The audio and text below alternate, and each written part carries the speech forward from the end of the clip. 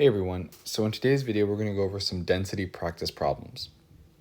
So before we get into that, we just need to keep in mind that density is the relationship between mass and volume. Density is equal to mass divided by volume. So with that in mind, let's go over the first problem here. So a cube of metal has a mass of 54 grams and a volume of 20 centimeters cubed. What is its density? So here, simply plug and play, density is equal to mass divided by volume. Density is equal to 54 grams over 20 centimeters cubed. And our density for this question is going to be equal to 2.7, let me just erase that. 2.7 grams per centimeter cubed.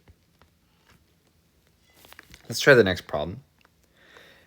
If the density of water is 1.00 grams per milliliter, what is the mass of 250 milliliters of water?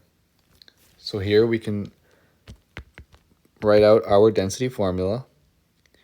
Density is equal to the mass divided by the volume. And if we want mass is simply equal to density times volume. So now we simply plug it in. Our mass is going to be equal to 1.00 times 250 milliliters. And our mass is going to be equal to 250 grams. Let's try one last problem.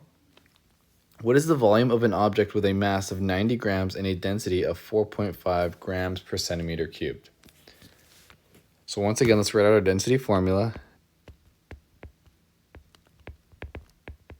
Density is equal to mass over volume.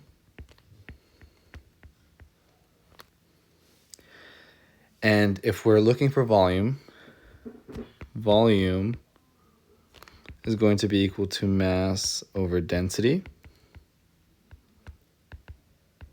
And when we plug the values in, our mass is 90 grams. And our density is 4.5 grams per centimeter cubed. So our volume, 90 divided by 4.5, is going to give us 20 centimeters cubed. So common mistakes to avoid: forgetting units. Make sure to write your units in your final answer. Not converting milliliters to centimeters cubed, they're equal. And dividing the wrong way. Always check what you're solving for. So when you're rearranging your formula, you're rearranging for the right thing. I hope this video helped. Thank you.